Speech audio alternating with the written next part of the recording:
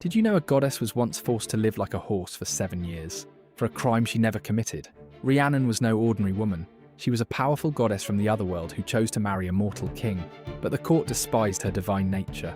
When her newborn son vanished from a locked room in the dead of night, her enemies saw their chance. They accused her of the unthinkable: infanticide, cannibalism.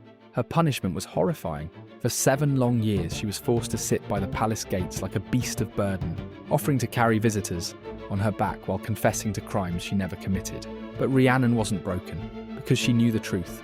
Supernatural forces had stolen her child, not killed him. Somewhere in the countryside, a farmer was raising a mysterious boy he'd found, with a magical foal.